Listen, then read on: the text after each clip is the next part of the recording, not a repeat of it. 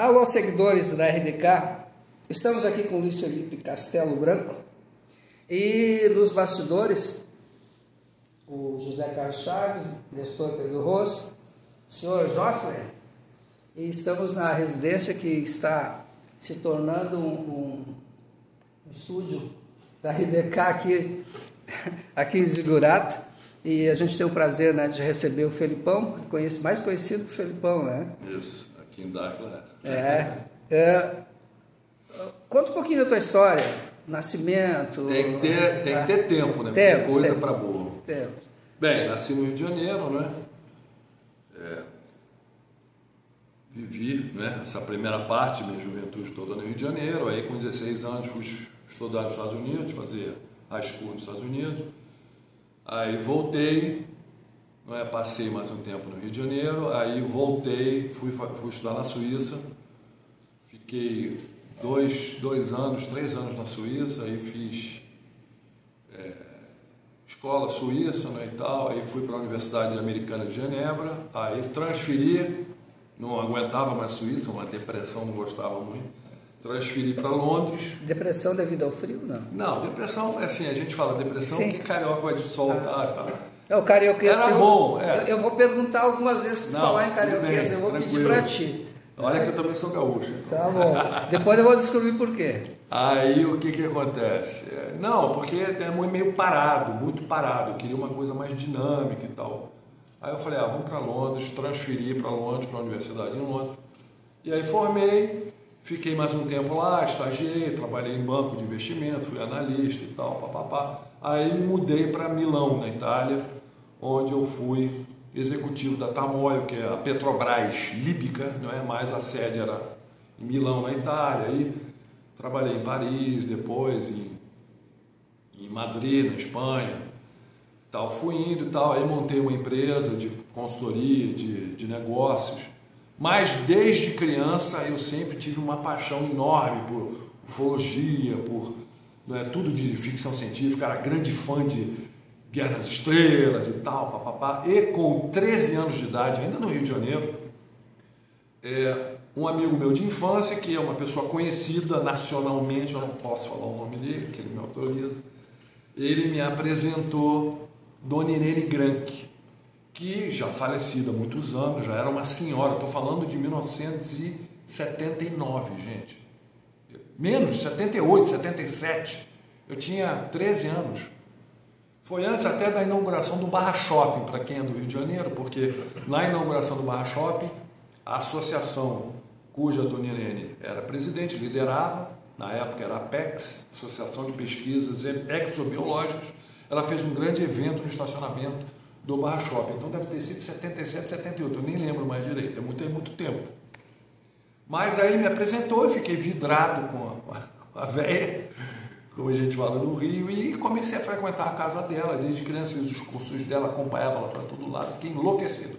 E ela era uma pessoa assim, erudita, ela era italiana, nasceu na Itália, falava 10 idiomas, a mãe alemã, o pai egípcio, veio para o Brasil em 1945, depois da guerra, se casou com um virtuoso do violino, da escola de Paganini, uma pessoa fantástica. Foram morar em Vassouras e lá ela teve os primeiros avistamentos, uma nave no telhado da casa dela, um negócio louco. Dali, então, ela começou a fazer pesquisa e tal.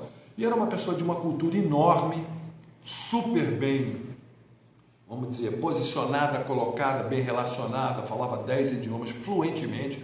Então ela já virou uma personalidade no mundo da ufologia, que naquela época, foi nos anos 50, era como se fosse um clubinho, tá? E o Brasil sempre foi um dos países mais ricos desse tipo de fenômeno, vamos dizer assim, dos países mais ricos, tá? E então Dona Irene virou uma referência, porque ela levava para pesquisadores de fora todos os relatos, todos os casos, fazia as traduções. Era uma pessoa também muito legal, muito querida, né? Então ela conheceu a nata da ufologia mundial. Então, e era muito amiga deles todos. Então eu fiquei todo esse pessoal que vinha para o Rio de Janeiro, ela levava, para fazer pesquisas, auxiliava e tal, e eu depois que fui para os Estados Unidos, já falava inglês e comecei a acompanhar, ajudar ela também. Resumindo, porque é muita coisa, e fizemos primeiro Congresso Internacional de Ufologia no Rio, Otton Palace, na Avenida Atlântica, foi organizado por uma associação que eu fui cofundador com a Dona Irene, tinha 18 anos, foi em 1982. Foi o CISNE, Centro de Investigação sobre a Natureza dos Extraterrestres.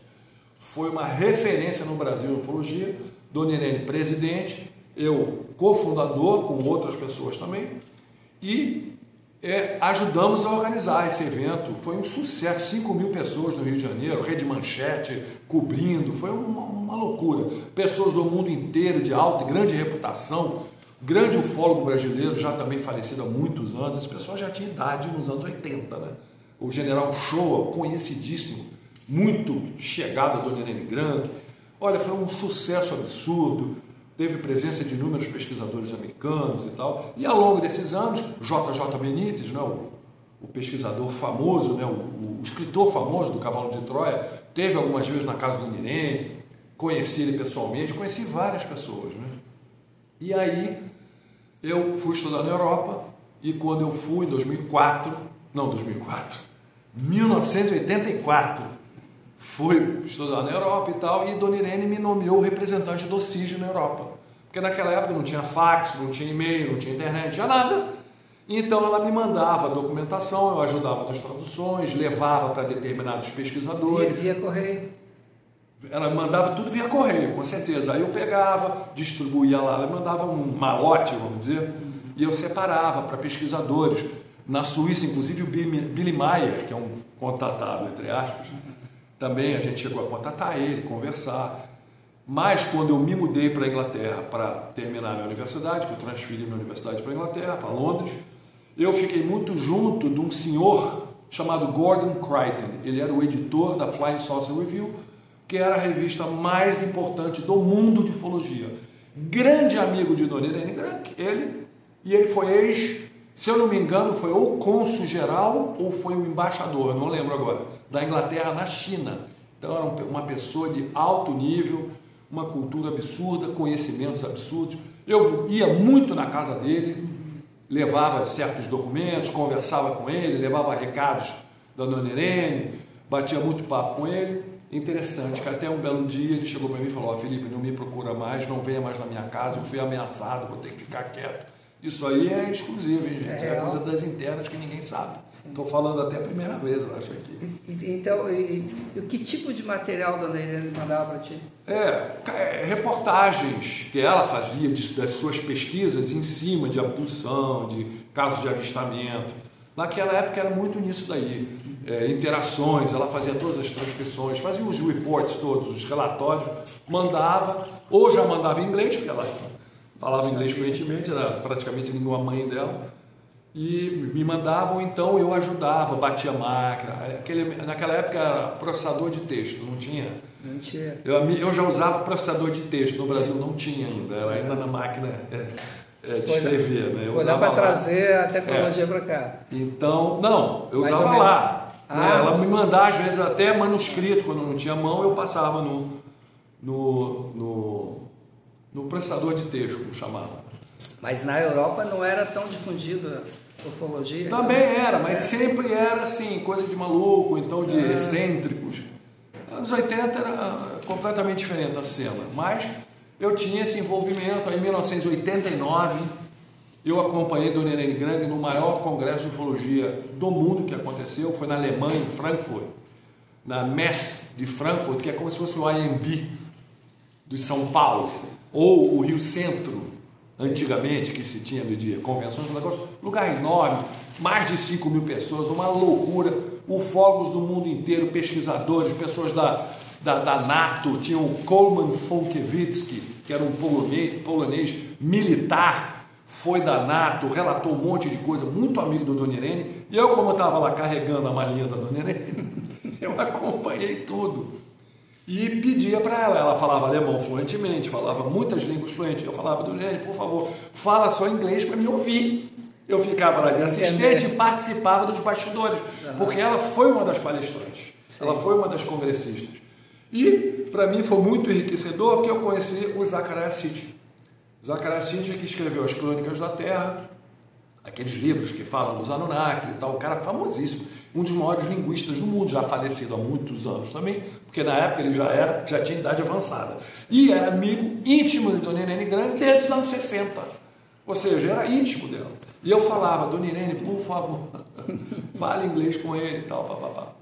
E ela, conversando com ele, eu ouvi coisas impressionantes, fascinantes, porque ele era um linguista importantíssimo, de nível mundial, uma personalidade, né?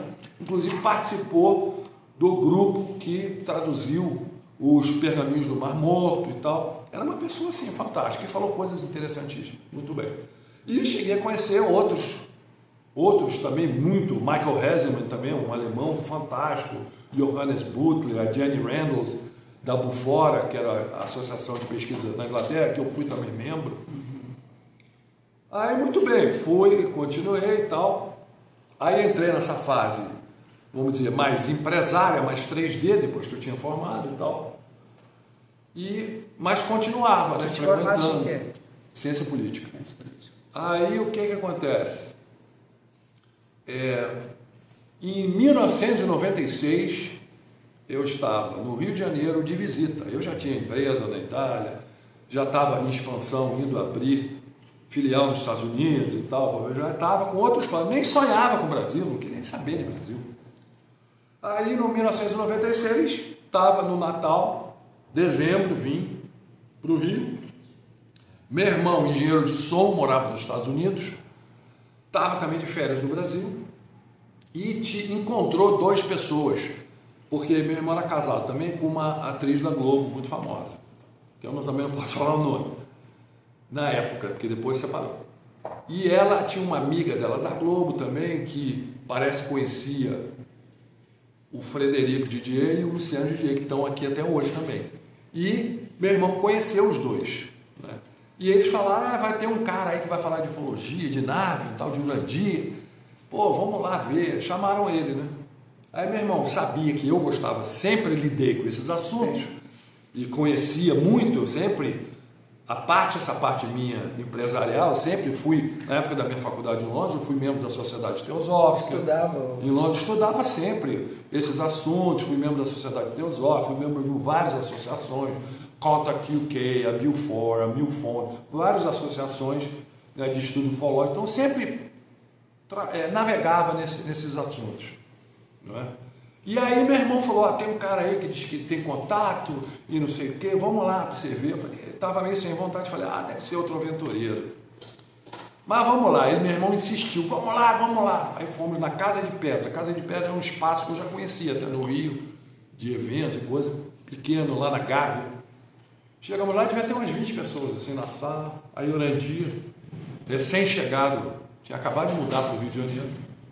Não sabia, sou depois, eu nem conhecia o Urandir. Nunca tinha ouvido falar. Sentei e ouvi ele falando das coisas, das coisas. Nem lembro direito, porque isso tem quase 30 anos, gente. E é tanta coisa, mas ele falou, eu fiquei ouvindo. Eu falei, esse cara é maluco.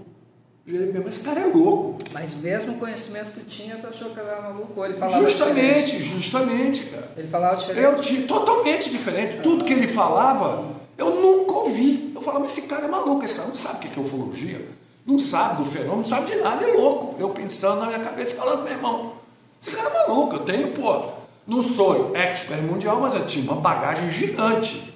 Poxa, e tive contato com pessoas assim de nível. Do meio ufológico, tanto contatados que na época até pensava, acreditava, hoje eu sei que não eram, pela a nossa experiência aqui dentro. E ele falando, eu olhei aquilo e falei, não, esse cara é maluco. Fiquei já querendo ir embora, né? Fiquei meio ouvindo. Aí no final ele, agora eu vou mostrar para vocês. Aí eu pensei, mostrar? Mostrar o quê? Felipe, vamos mostrar isso, ou traduz depois para nós o que ele mostrou para vocês na parte 2, pode ser? Pode Já ser. voltamos, pessoal.